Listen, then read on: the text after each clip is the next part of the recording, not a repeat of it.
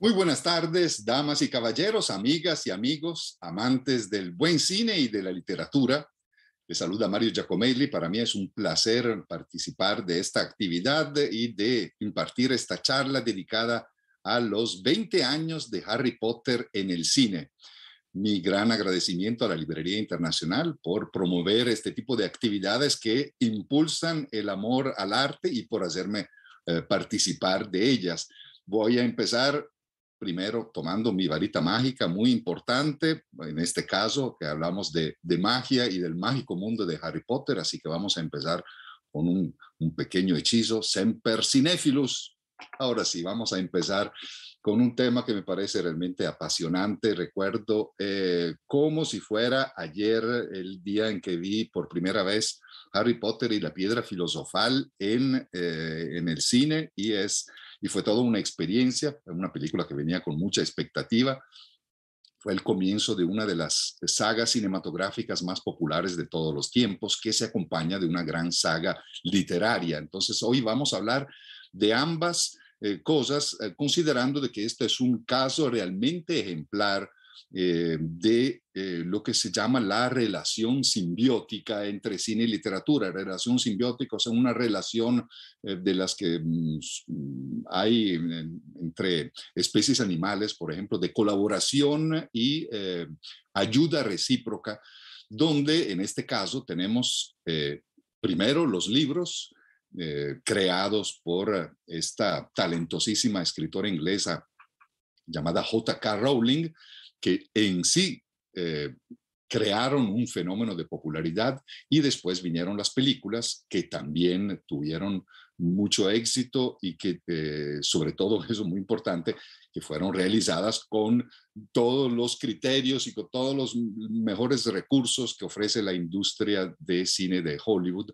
Y entonces, dos fenómenos paralelos que tienen éxito por su lado y que impulsan el interés uno por el otro. Entonces, los libros generan interés por ver la película, las películas hacen lo mismo, viceversa.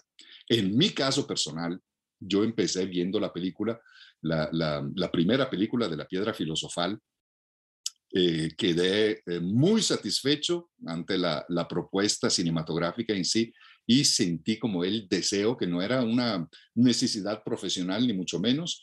A veces la gente se confunde, como piensa que los críticos de cine tienen que conocer las fuentes literarias de las películas que van a comentar, y no es realmente así. Y en ese caso, en todo, yo ya había comentado la película, lo que quería era como satisfacer mi curiosidad de ver qué tan buenos eran los libros. Y también hay que decir algo, que en esa época, cuando apenas como que estaba empezando realmente el fenómeno, habían también muchos rumores negativos sobre el hecho de que tal vez esto de la magia no estaba bien para los niños, para los lectores más jóvenes, que podía ser una influencia negativa. Tenía también curiosidad al respecto, y bueno, la verdad es que llegué de inmediato a la conclusión de que no hay nada que temerle a la saga de Harry Potter que pueda tener una influencia negativa en nadie. Más bien es algo que impulsa a los jóvenes a la lectura, y eso es siempre, creo, algo muy positivo, sobre todo en una época en la que las nuevas generaciones se van alejando por distintas razones un poco de ese hábito tan importante de la lectura. Entonces, eso es algo que se decía desde un principio. Bueno, pero los niños, los jóvenes están leyendo, aunque sea Harry Potter, pero están leyendo. Y eso tiene como una connotación negativa también, como que aunque sea Harry Potter. Yo quería realmente saber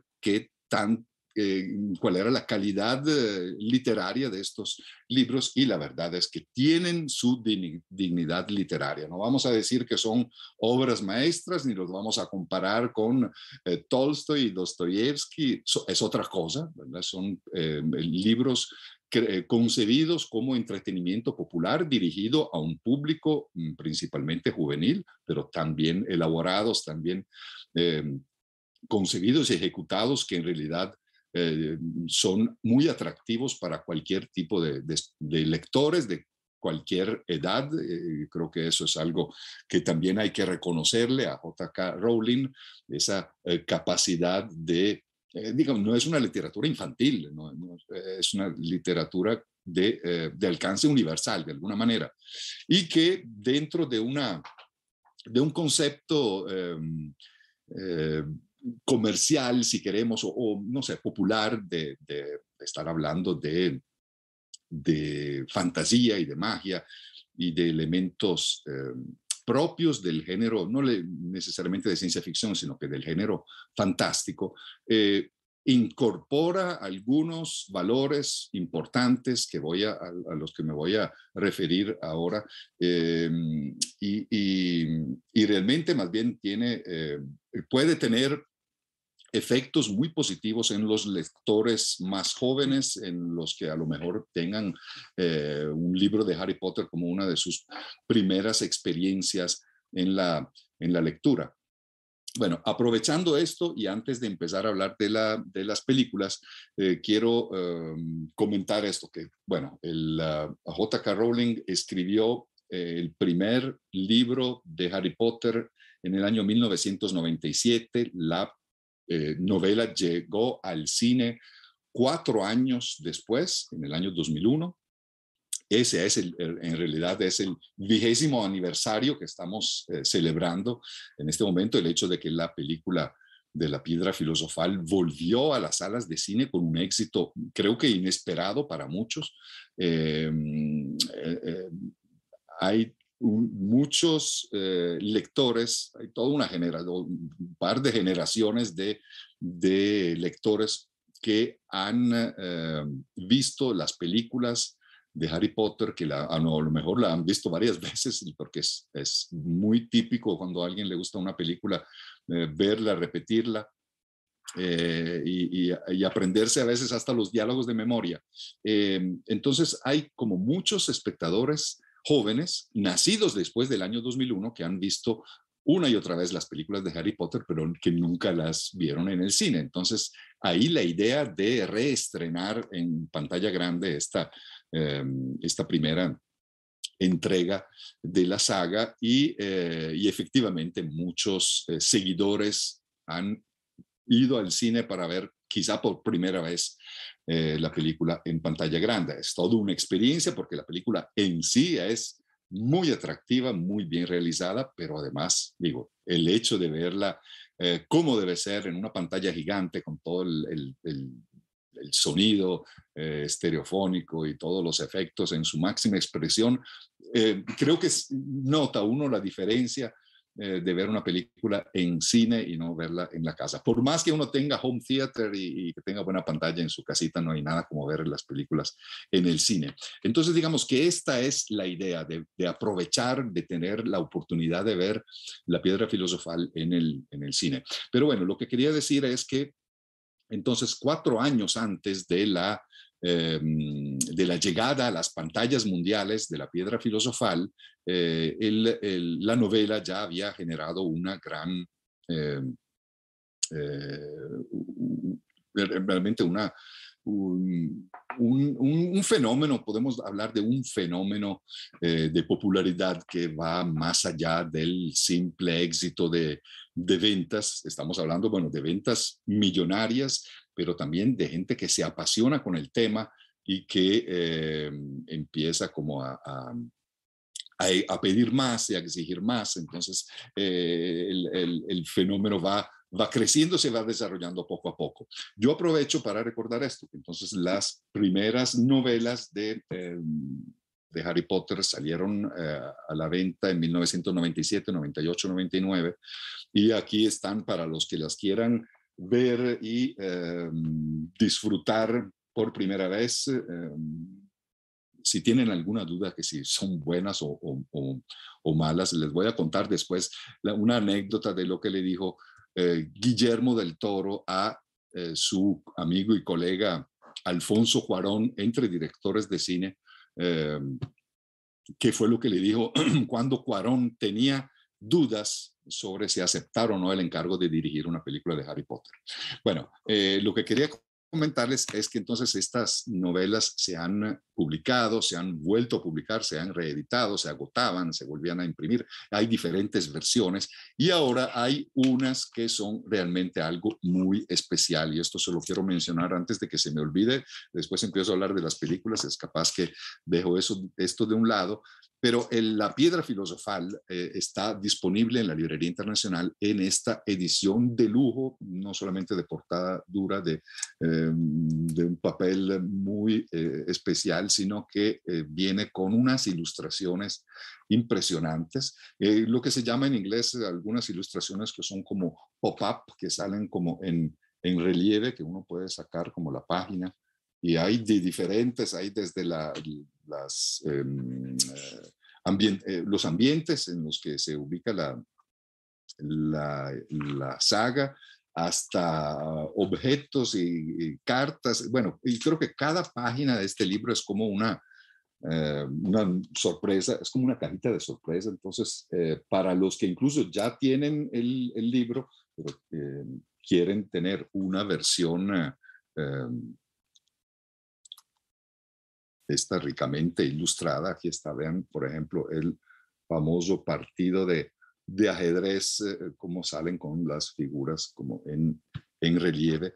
Esto realmente es un regalazo para los que son amantes de Harry Potter, un gran regalo de cumpleaños, de Navidad, lo que sea. Entonces, digamos que esta está es la versión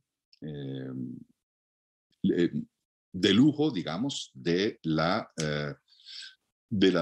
Piedra Filosofal, con diseños e ilustraciones de esta compañía, de este estudio que se llama Mina Lima. Estos son dos artistas, esto es muy interesante también esto, de que trabajaron en las películas. Son dos artistas españoles, Miraflora Mina y Eduardo Lima, se juntaron y hicieron, crearon este estudio gráfico que se llama Mina Lima, y ellos estuvieron realizando bocetos, diseños, ilustraciones para creo que prácticamente sí, para todas las películas de la saga. Digamos que fueron colaboradores del departamento artístico de escenografía y diseño de vestuario, diseño de producción y todo eso. Y después decidieron abrir, fundar, digamos, este estudio que se dedica a crear estas versiones ricamente ilustradas de clásicos como Peter Pan, Alicia en el País de las Maravillas y Pinocho, pero sobre todo ahora creo que son los artículos más vendidos que tienen estas fabulosas ediciones entonces ilustradas de las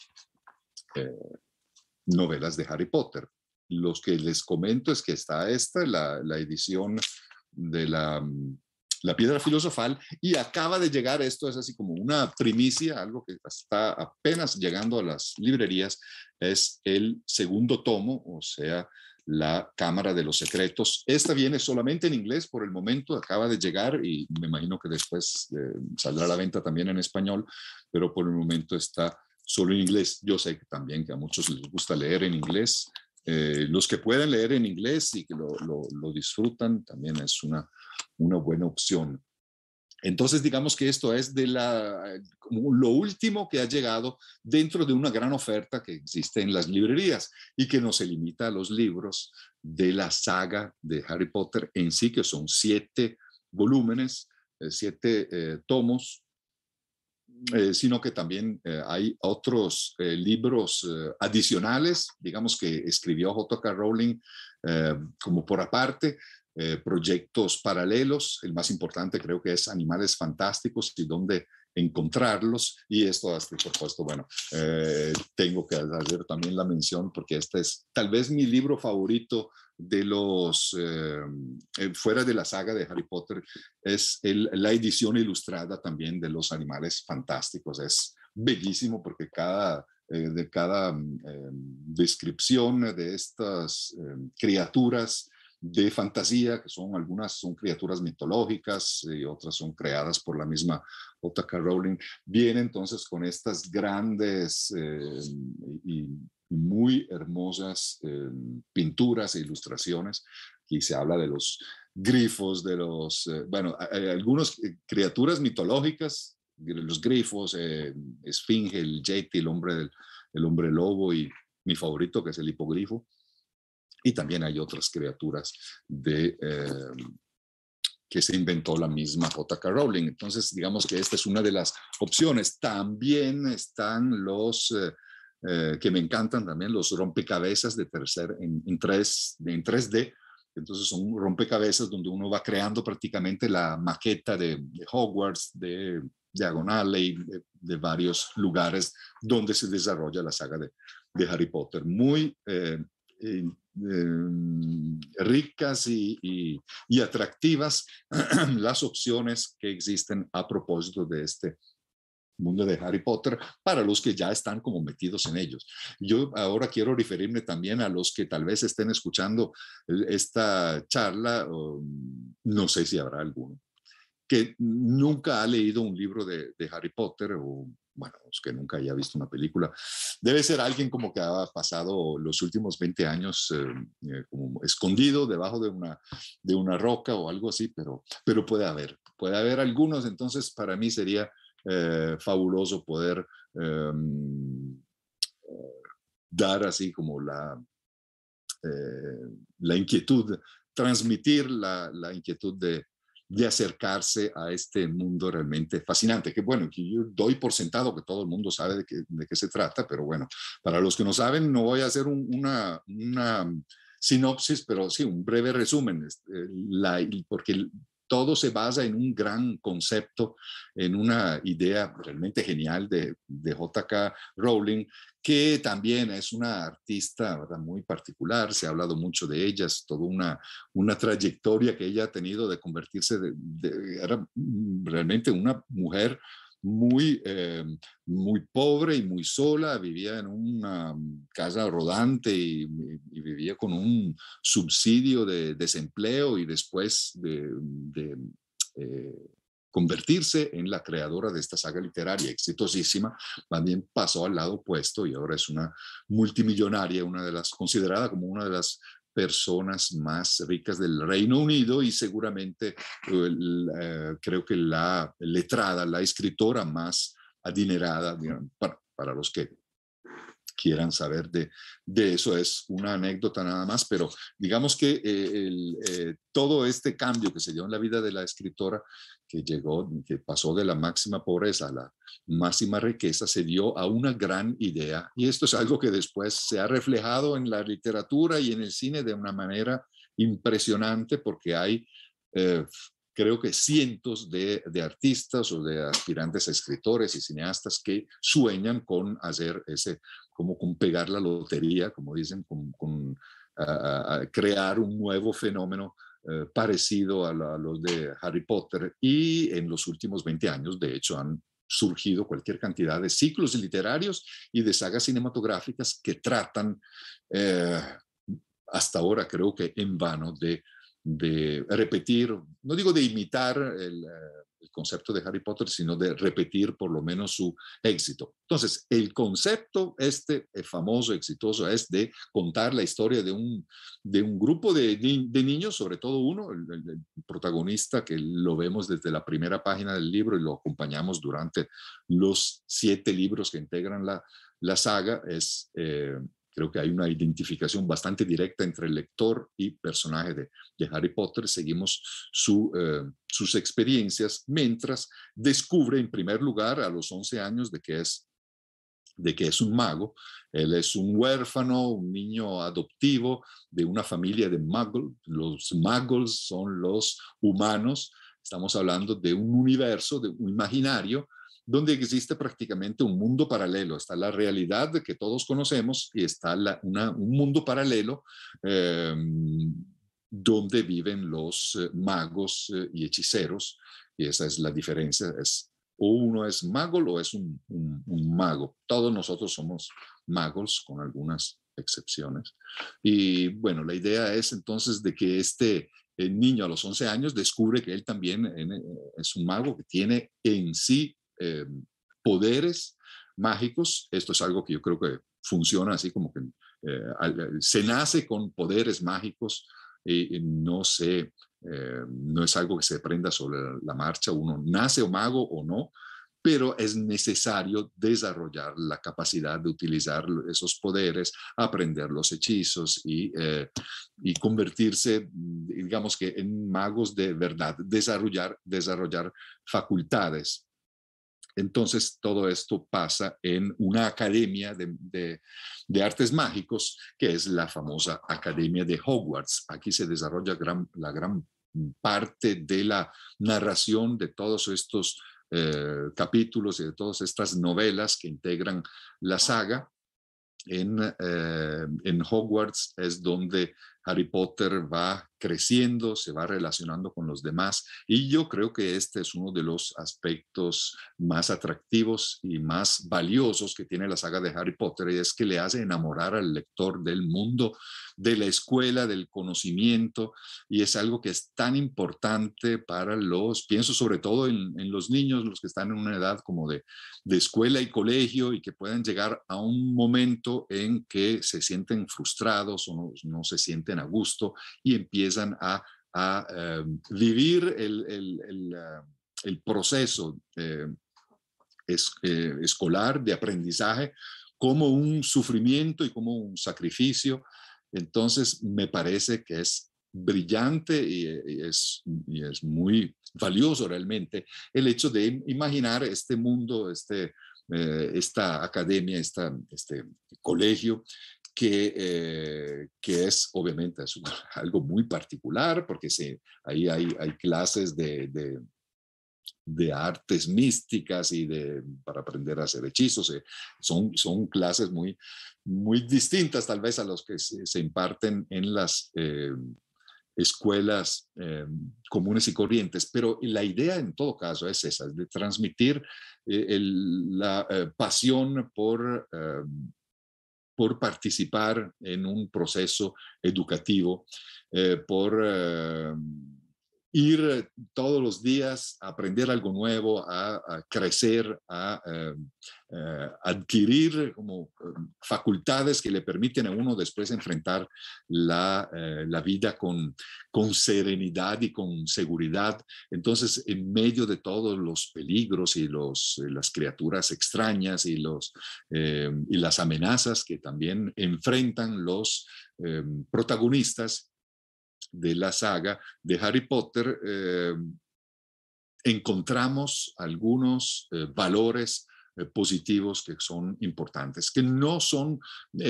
utilizados por la escritora como moralejas, como que aquí vemos, pasa una situación y aquí de una vez se nos va dando la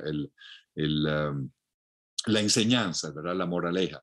Esto es algo como que surge poco a poco a través del desarrollo de las diferentes historias y situaciones que enfrentan los protagonistas. Es una serie de aventuras, cada vez incluso más adultas, porque eso es un proceso de crecimiento que experimentan los personajes, es muy interesante, pero que siempre tiene que ver con algún dilema moral que los personajes tienen que enfrentar, algún obstáculo que tienen que superar. Entonces se habla mucho como de la necesidad de tener autoconfianza, valores como el de la solidaridad es muy importante, porque Harry Potter sí es el número uno de la historia, es el protagonista, es el héroe, pero tiene dos figuras a su lado, sus mejores amigos, Ron y Hermione, que son los tres, forman como un equipo y trabajan en equipo muy bien, y queda muy claro en las novelas y en las películas de que Harry muchas veces enfrenta obstáculos que no puede superar él solito, que los supera gracias a la colaboración, al apoyo que le dan sus amigos. Y después, digamos que conforme se van haciendo más más complejas, incluso las tramas, se van madurando también los temas y entonces se habla de la necesidad que tenemos todos los seres humanos de aprender a distinguir el bien del mal y a tomar decisiones y tratar que sean las decisiones correctas y si no aprender de nuestros propios errores y seguir adelante. Y, en fin, si uno lo quiere ver desde el punto de vista de los valores y de las enseñanzas que pueda dejar cualquier libro, incluso el del libro de que sea de puro entretenimiento, un puro pasatiempo. En el caso de Harry Potter, realmente estos valores y estas enseñanzas son muy acertadas, muy válidas. ¿Cómo se traslada todo este universo de fantasía de J.K. Rowling a la pantalla? Pues de la mejor manera. Como les comentaba, cuando se llega a estrenar en el año 2001 la película de La Piedra Filosofal, ya existen 4 novelas, ya son muy exitosas. El éxito realmente empieza ahí, o sea, con la película, empieza esa relación donde la gente ve la película y quiere leer la novela y viceversa. Va creciendo en forma exponencial el fenómeno a partir del estreno de la película. Pero digamos, lo importante es pensar eso, que se hizo la película, con todos los mejores recursos y con toda la atención del caso. No se quiso dejar nada al azar.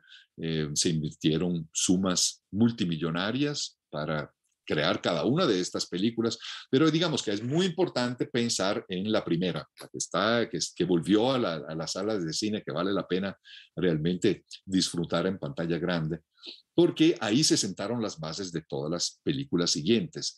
Entonces, hay que tener presente esto de que los productores, esta es de la empresa 20th Century Fox, perdón, de Warner Bros.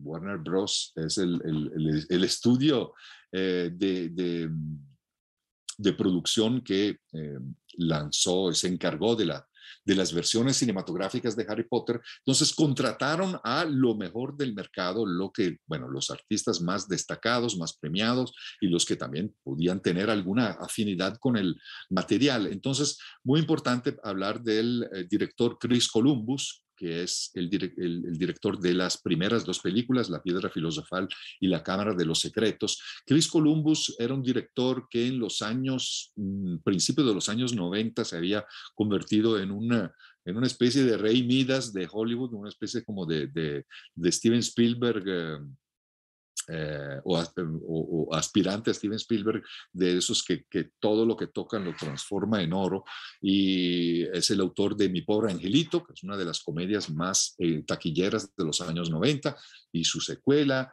y también tuvo un par de películas muy famosas también con el actor Robin Williams, Mrs. Doubtfire, Mi papá, Papá por siempre, y una película de ciencia ficción muy interesante que se llama El hombre bicentenario, basado en una novela clásica de Isaac Asimov. Y entonces contrataron a Chris Columbus como un profesional confiable al que se le podía encargar un proyecto, es decir, de esa envergadura, de multimillonario, y que donde no se podía dejar la opción de fracasar. Y Chris Columbus lo hizo muy bien, pero hay que también tener en cuenta de que estuvo rodeado de excelentes colaboradores, empezando por 2 que voy a mencionar, si no, no nos va a dar chance de hablar de todo. Pero hay 2 colaboradores que creo que son realmente muy importantes, que tuvo Chris Columbus al momento de dirigir La Piedra Filosofal, que es el escenógrafo Stuart Craig, que es un genio en su campo, y de hecho él, aparte que sentó la base de toda la franquicia, pero además lo contrataron para todas las películas siguientes, y él realmente le da un sentido unitario a toda la ambientación, a todos los lugares donde se ubica la historia o las historias. Créanme que es importantísimo ese aspecto de visualizar los ambientes, entonces escenografías interiores, los decorados y también todo lo que viene, lo demás, los objetos que aparecen en pantalla, el diseño de vestuario, todo lo que es, que visualiza el mundo que imaginó J.K. Rowling, que describió en sus libros y que después cada lector imagina a su manera, pero hay que fijarlo en pantalla de manera que sea al mismo tiempo fiel a la visión de la escritora y que sea atractivo y que sea cautivante desde el punto de vista visual. Entonces, el trabajo hecho por Stuart Craig es impresionante. Yo creo que perdón, una de las razones por las cuales arrancó tan bien la saga cinematográfica de Harry Potter es que tiene este comienzo que es realmente mágico, valga la redundancia, pero la primera llegada de los alumnos a la escuela de Hogwarts es una secuencia que lo deja uno con la boca abierta, y es eso, es el diseño de producción, es la dirección artística, como se dice, y también la música envolvente, esa la música preciosa creada por John Williams. John Williams, es necesario para mí hacer como un breve paréntesis.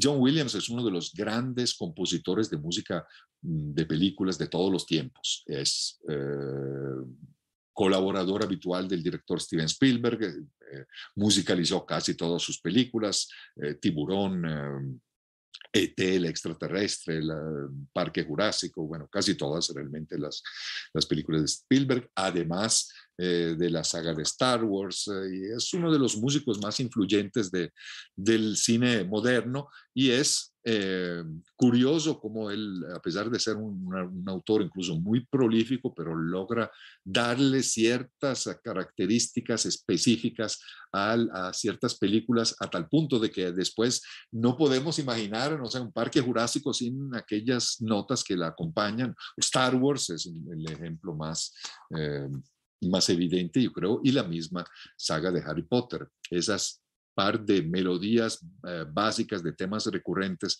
que se escuchan en la primera película y que después retornan en todas las entregas siguientes, realmente le dan un toque adicional, es como la cereza sobre el pastel, pero algo más, porque no es solamente como esto es algo que siempre se mal acostumbra uno a considerar, ¿verdad? Como la música, como que es el toque final que se le da, pero en este caso, cuando hay una gran mezcla de imágenes y sonido, es mucho más que un acompañamiento, realmente integra la narración de tal manera que uno,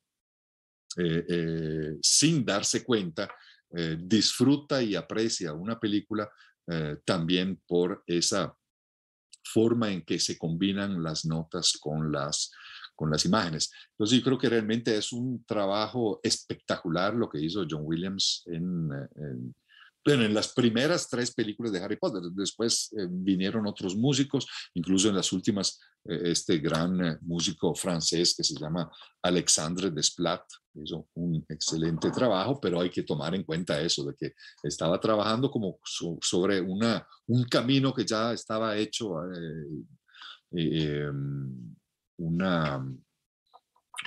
digamos que había ya una base sobre la cual se podía trabajar. Aparte de esto, y creo que es inevitable mencionarlo, los 3 intérpretes principales, los que eran niños cuando fueron escogidos, cuando se le hizo el casting y fueron escogidos, los que interpretan a Harry, a Ron y a Hermione. Los 3 realmente son muy buenos, son actores que han crecido en pantalla frente a que el espectador, nosotros los espectadores hemos conocido siendo niños, los hemos estado viendo mientras crecen en pantalla, y es algo muy también que contribuye mucho al cariño que termina uno sintiendo por los personajes.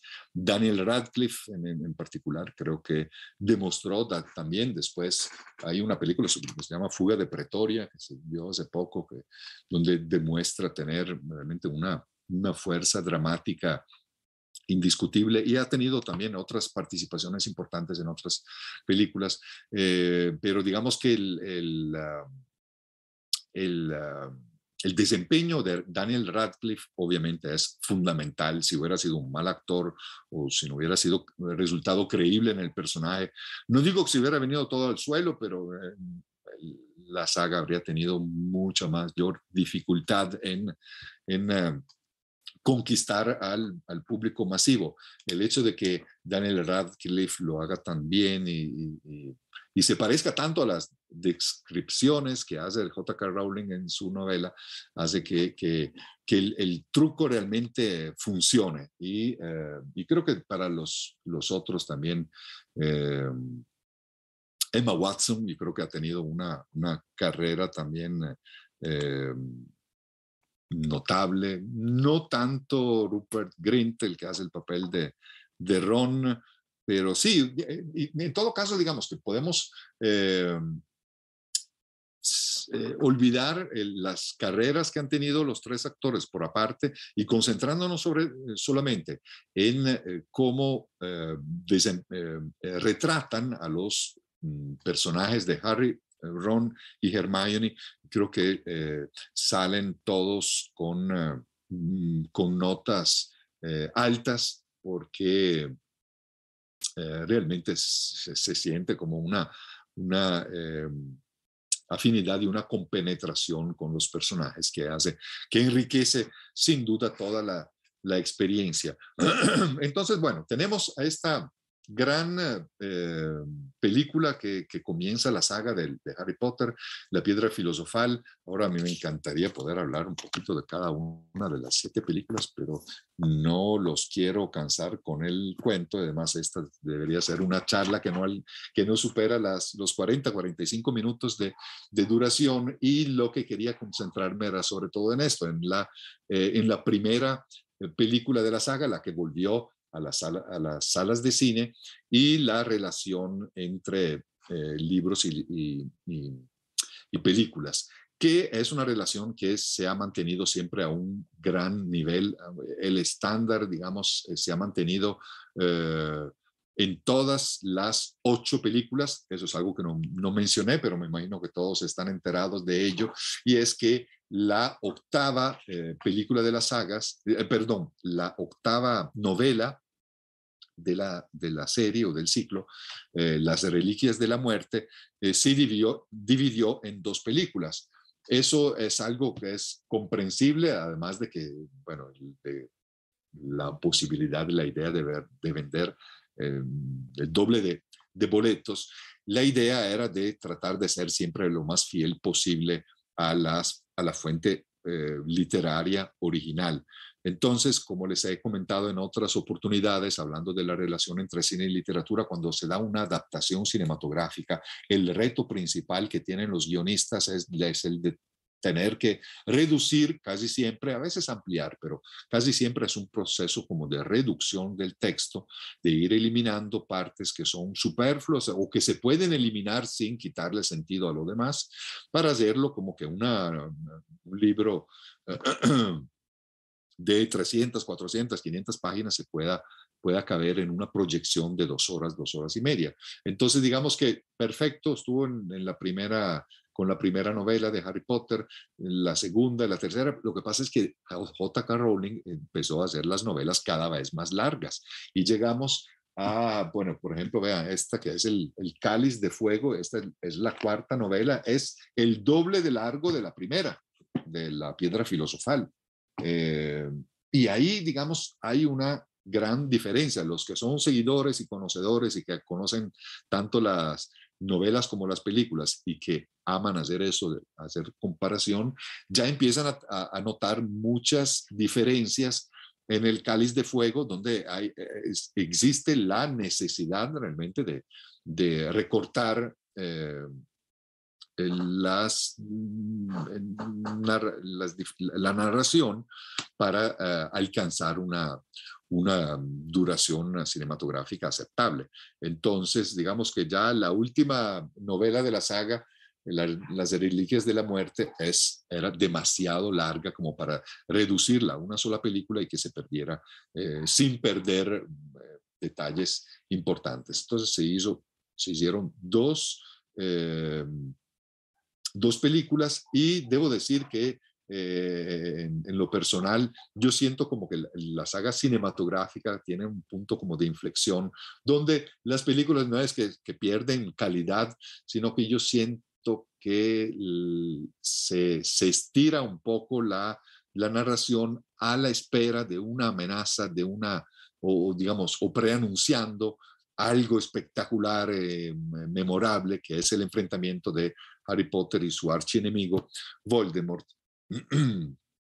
y que como se va dilacionando mucho eso. Eso es algo, una percepción muy personal, ¿verdad? Y en cambio, la última entrega, las últimas dos películas, sobre todo Las Reliquias de la Muerte, parte segunda, que es realmente donde sale el choque final, la resolución, y hay un epílogo que me parece también precioso, es donde la saga vuelve a los mejores niveles de su carrera, que son el comienzo, digamos, que para mí es memorable, ¿verdad? Es inolvidable.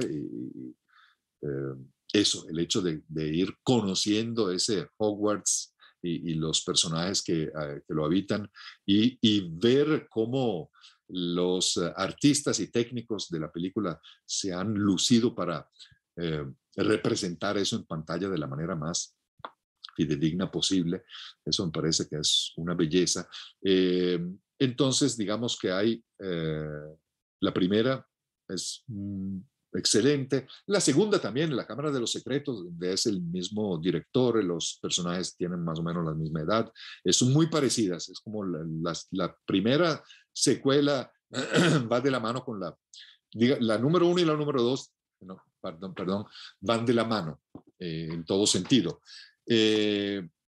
Y después, y ya como con eso, y creo que voy aterrizando, voy terminando la charla, hay un capítulo que en opinión personal, y yo he estado como investigando y viendo, y creo que no soy el único en pensar así, pero bueno, esto también es muy relativo, pero digamos, en la opinión de muchos críticos de cine, la mejor película en la saga de Harry Potter es la tercera, Harry Potter y el prisionero de Azkaban.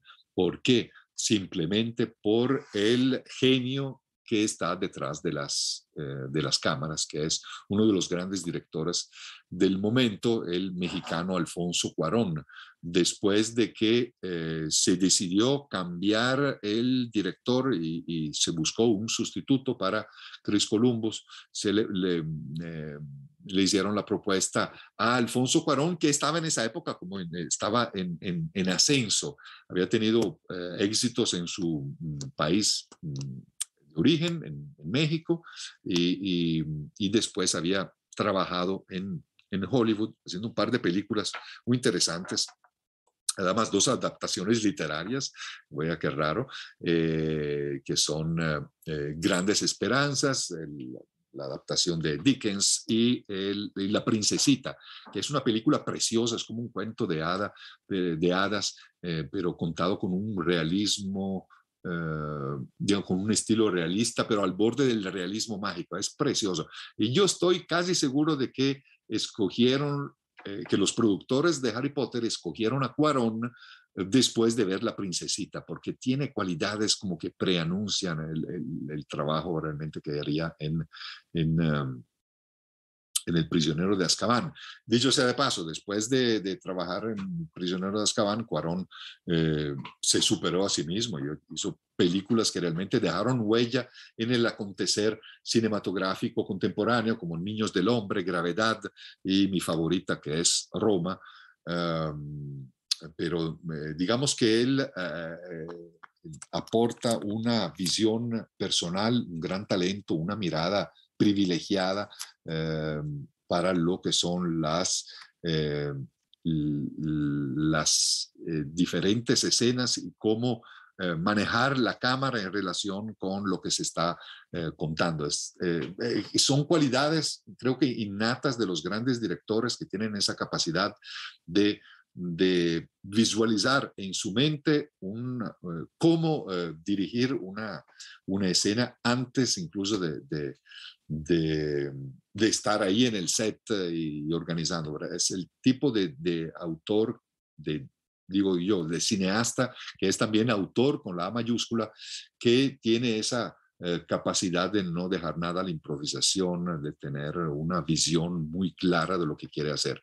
Entonces, uno siente desde la primera escena del prisionero de Azkaban, que es la llegada, digamos, el viaje en tren y la aparición de estas criaturas tenebrosas, siniestras, que son los dementores, y que uno siente realmente la inquietud de que se le pone la piel de gallina, como siente el frío que invade el tren cuando estas criaturas se acercan a los protagonistas y uno siente a Harry por primera vez en peligro, como que realmente en una posición de desventaja, y es como el comienzo inquietante, como medio escalofriante, es la palabra, de una historia que además yo creo que a nivel de libro también, del ciclo literario, y creo que la novela del prisionero de Azkaban es muy llamativa porque tiene este gran personaje de Sirius Black que aparece, que es como perseguido y se supone que es una figura diabólica en la que no se puede confiar. Es todo lo contrario, después termina siendo como el padrino de Harry. Es gran personaje interpretado a la perfección por un gran actor como lo es Gary Oldman, y tiene algunas de las escenas más memorables de toda la saga, y pienso sobre todo en el vuelo del hipogrifo, a propósito que le estaba contando antes ¿verdad? De que es mi favorito de los animales fantásticos, pero hay un vuelo que es uno de los cambios que hace también incluso Cuarón con respecto a la novela. No los hace directamente. Tengan presente que Alfonso Cuarón no escribió el guión de la película. Todos los guiones, de hecho, fueron escritos por Steve Kloves, que se encargó de hacer ese trabajo de traducción de las novelas a las películas. Y hay que tomar en cuenta eso, entonces, que no es, uno se acostumbra a decir, Cuarón hizo muchos cambios. En realidad, obviamente, él tenía esa libertad de poder aportar leves modificaciones, pero el texto ya estaba y no podía ser loco, digamos. Y en el caso del prisionero de Azkaban, entonces hay algunos cambios bastante significativos, no nada como del otro mundo, pero por ejemplo en la novela hay varios hipogrifos, entre los cuales se escoge uno. En la película se ve solo uno y ese es, pero hay también una escena de vuelo extendida, que en la novela es algo muy cortito, un vueltín, mientras que en la película se convierte realmente en una escena fascinante, así, acompañada por esas notas de John Williams, y es una de las, bueno, de los momentos inolvidables, como hay muchos en la saga de Harry Potter. La verdad es que cada película tiene uno o más momentos memorables, ya sea ese vuelo inesperado también a bordo de un automóvil, o el partido de ajedrez con figuras vivientes o todo lo que es el proceso de búsqueda de estos amuletos, de estos Horrocrux. Bueno, hay muchísimas secuencias memorables en la saga de Harry Potter, y es lo que hace que uno, además de estar disfrutando y participando de estas aventuras al lado de estos niños que van creciendo, uno disfruta de un gran espectáculo cinematográfico.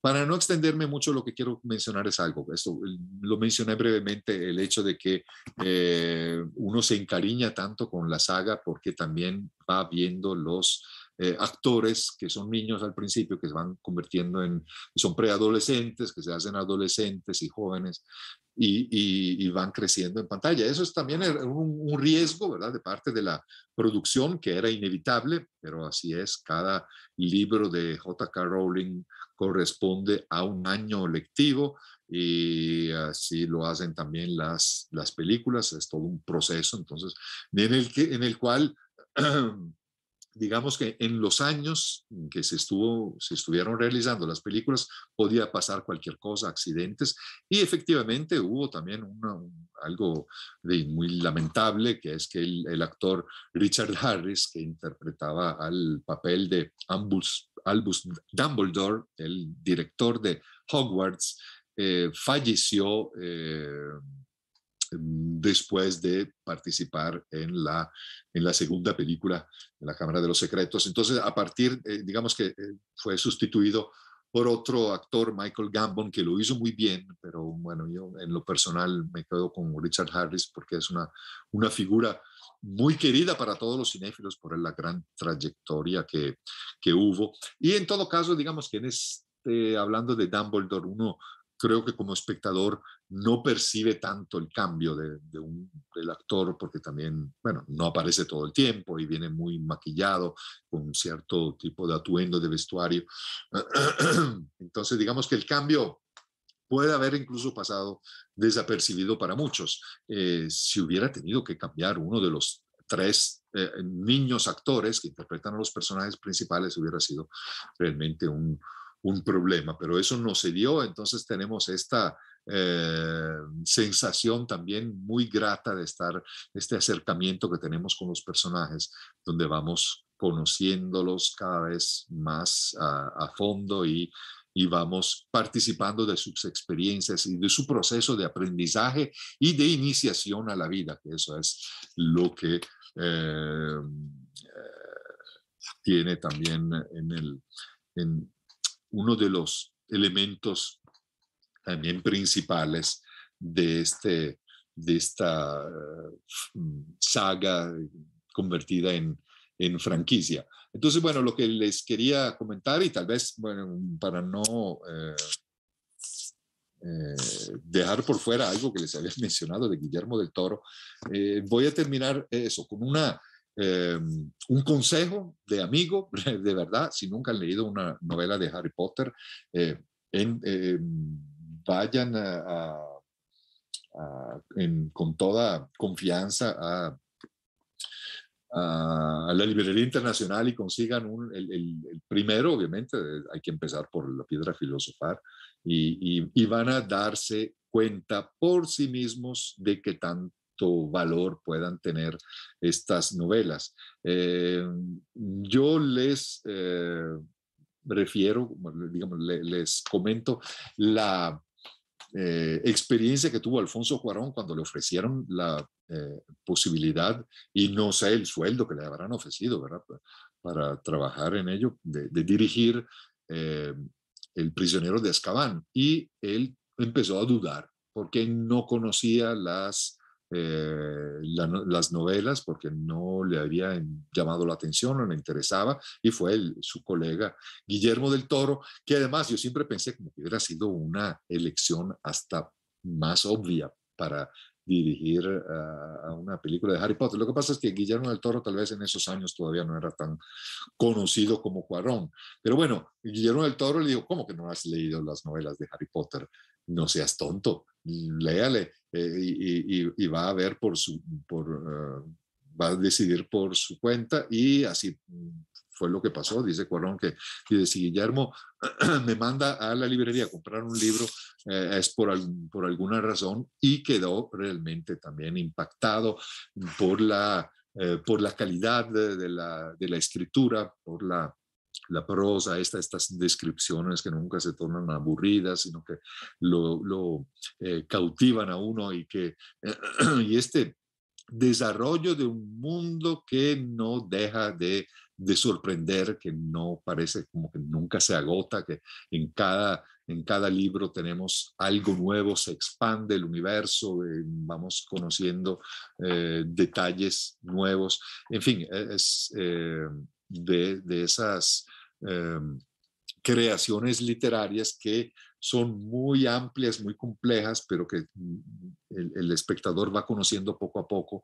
El autor lo lleva de la mano y es el anfitrión en un viaje de descubrimiento. Entonces, realmente es una experiencia muy grata y obviamente la idea es ver también las películas, leer los libros, poder hacer las comparaciones si no quiere, pero en todo caso, repito, yo llegué a la saga de Harry Potter a través del cine, muchos otros llegaron a través de la literatura, no importa por dónde lleguen, lo importante es que se den el chance de conocer esta saga tan fascinante y tan enriquecedora. Entonces, para terminar les digo esto, no tengan miedo y no se preocupen por los rumores negativos que rodearon esta saga en algún momento. Acérquense a Harry Potter sin miedo, sino más bien con mucha ilusión, pensando que van a disfrutar mucho y hacer un gran descubrimiento y que les va a servir también como para su cultura general.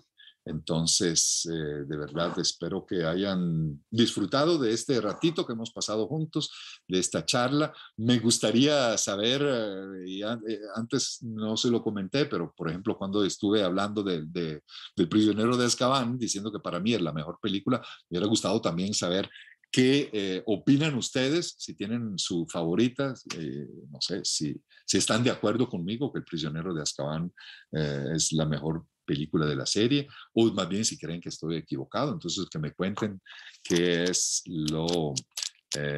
cuál es su favorita. Pero bueno, esto se me ocurrió un poco tarde, entonces ya es tarde como para invitarlos a que comenten en el chat de esta transmisión, pero bueno, yo sé que ya algunos de ustedes ya lo han hecho y en todo caso, nada, espero que de verdad que haya sido un ratito agradable para todos ustedes. Nos vemos en la próxima actividad. De nuevo, muchas gracias a la Librería Internacional y recuerden que ahí están las muchas opciones de libros, también de ediciones ilustradas como esta maravilla que está ahorita a la venta y los otros, los rompecabezas en 3D, hay mucho que descubrir, dense una vuelta por ahí y van a ver por sí mismos que tantas opciones atractivas existen a propósito de Harry Potter. Muchas gracias a todos, un gran abrazo y como les digo siempre, que la pasen de película y termino con el hechizo Semper Cinéfilos. Muchas gracias. Hasta la próxima.